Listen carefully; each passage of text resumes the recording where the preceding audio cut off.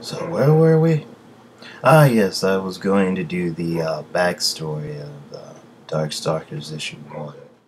Before I continue, I must apologize because apparently I had skipped a page from the first issue. Yeah, it's literally been that long since I've read this, as we are greeted to a castle filled with mistresses who are awaiting the return of a vampire by the name of Dmitri Maximov. Yes, the individual whom many Darkstalkers say put Edward Cullen to shame. And honestly, I agree with him. But that's another topic for another time. On our first page of this charming little backstory, we are introduced to the character Donovan Bane. Well, at least this was my first introduction to him. He's apparently a Buddhist monk and a dhampir one at that. And for those of you who aren't quite familiar as to what a dhampir is, it's a vampire-human hybrid. You know, like Blade. Well, in any case, he's come to retrieve the demonic sword dialect for special purpose. What? You honestly expect me to give away as to what that purpose is?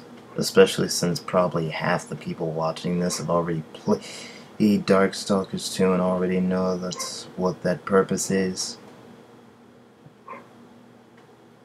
Sorry, no spoilers here. Yet. And, of course, the door is shut behind him as he says what I believe is a Buddhist prayer before witnessing Dalek sealed in a crystal. Before mentioning that he's been with our master for a long time. Oh, look at that. Another foolish human character who thinks he can wield a demonic sword of great power. Or so it mildly implies. Okay, fine. He's a Buddhist monk. He knows exactly what he's doing. Or so it seems. He intends to release a sword from its prison, to which it turns on him and attacks him. And so we begin our little fight sequence for this short backstory as Donovan Bane seeks to tame it by, well, trapping it first, and then threatening it with exorcism. How lovely. Okay, basically he just strikes a bargain with the blade, saying that if it joins him, it'll see much blood of which it craves. Brilliant! What? It's apparent that Hanya and Yen have some competition. And to be fair, it's another demonic blade, so, what can be expected? And so our comic ends with the two sealing the deal on being able to slay several and many Darkstalkers, thus ridding the world of them once and for all. Yay. Well, now that that's done and over with, we can finally move on to issue 2. I'm so happy!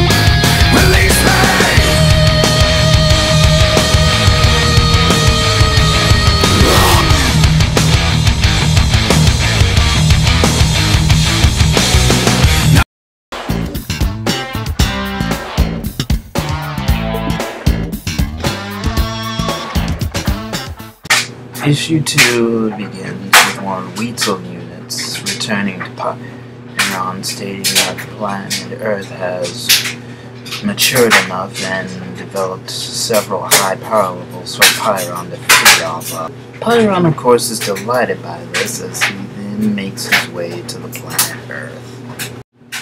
Yeah, for some odd reason, Pyron seems to curl up into a fetal position and fly everywhere it goes, as opposed to, I don't know, flying like Superman or through in a spaceship.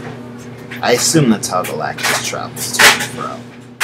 We then cut back to Earth, where Nita is sitting in a graveyard along with Donovan Bane, you know, the guy who obtained the demon inferred in the backstory of the last issue, as he seems to be surrounded by zombies. In fact, he's supposed to be a vampire hunter. I don't know why he's meddling with zombies. Well, okay, yeah, I know he vowed to play DarkStalkers, but still, this series was originally called Vampire Hunter. Well, in any case, within the next 2 pages, Donovan Bane just starts killing things with his blade, causing one of the zombies to fall flat against Anita, and before, well, eroding into a bag of bones. Donovan then retrieves his sword, claiming that the graveyard is now being cleansed of all evil, and then suggests that Anita should follow him only by her own choice, to which she does follow him. Yay.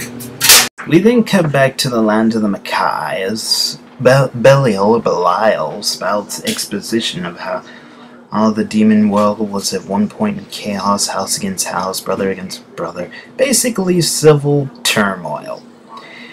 As he slowly rose to power and brought stability and peace to the demon world. No such thing! Okay, sorry, cough. As he explains this all to Lucien and Muto before commanding them or ordering them to go and find Morgan, who is his heir. Why? Because he's sick. We then cut back to present-day Earth, where we find Donovan Bane in a Catholic church. I thought he was a monk. A Buddhist monk.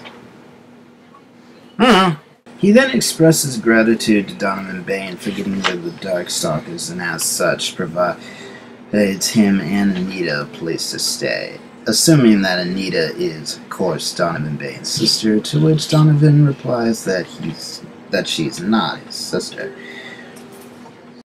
which causes the priest to be taken aback because he assumed that Anita actually has some compassion towards Donovan Bane, and to which the poor Buddhist monk rebuttals, to which the priest asks how she was found. We then cut to what is possibly a few years earlier, as Anita's village has been attacked by a horde of demons as they attack and kill everyone and everything in sight before laying eyes on Anita, before she is unexpectedly and unintentionally rescued by Bishamon, who intends to kill her and challenges anyone who will get in its way in the process.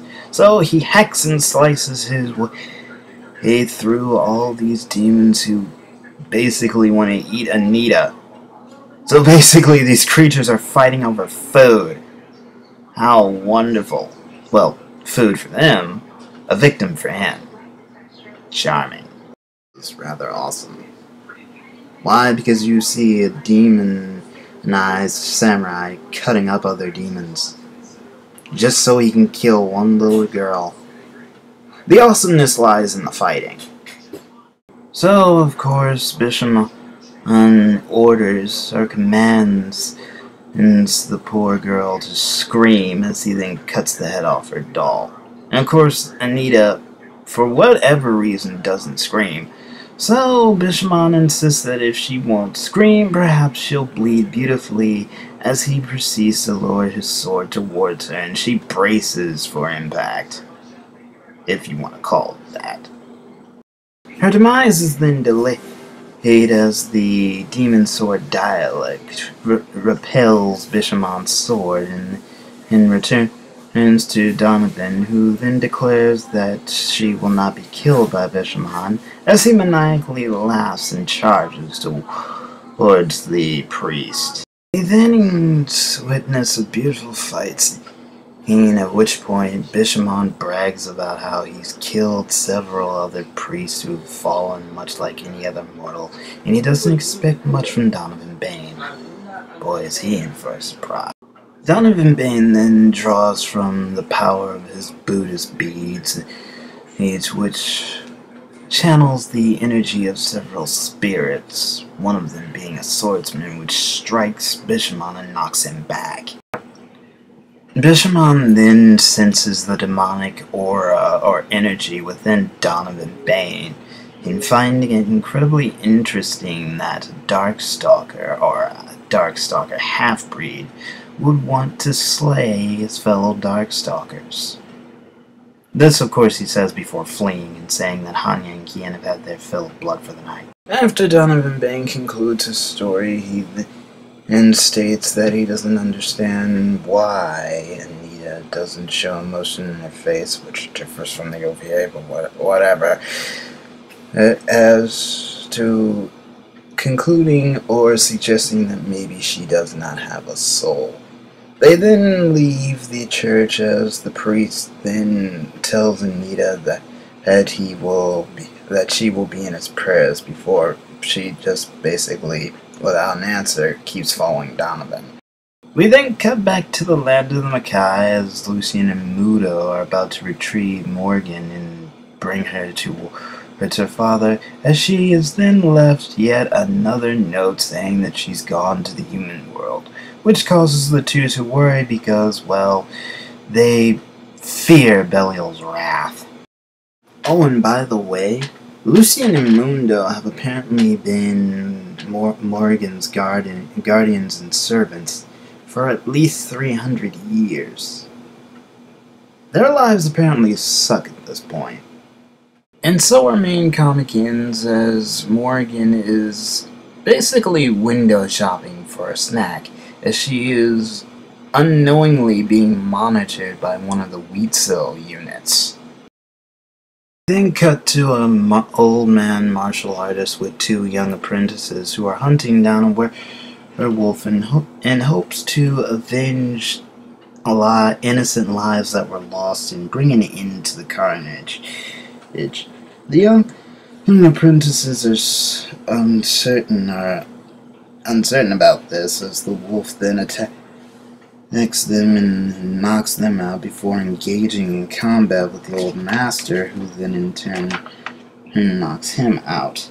The kids then state that the monster is to be killed, to which the old man replies that that is not the reason why they are here.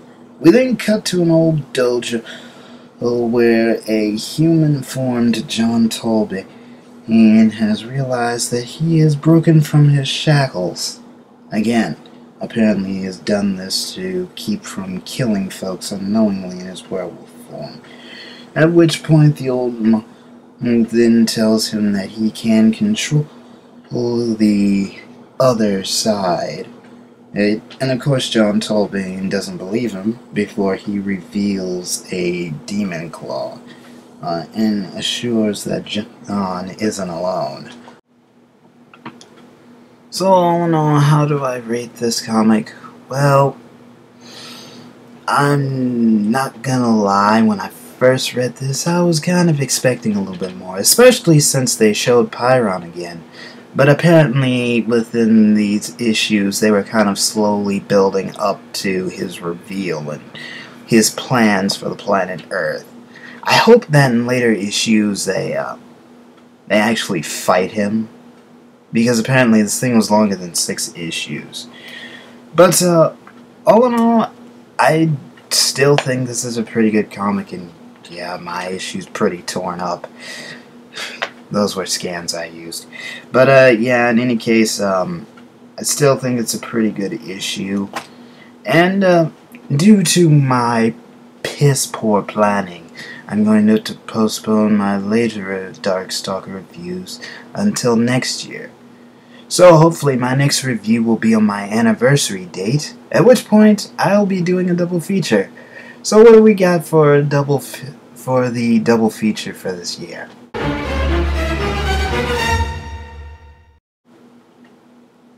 Please tell me the second comic I'll be reviewing is much better than this nightmare! Oh, yeah. Oh, yeah. Oh, yeah.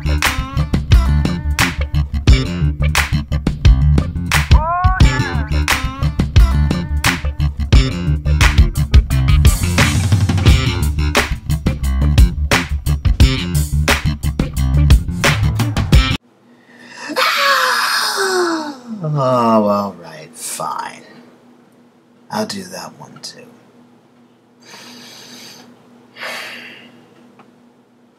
God help me.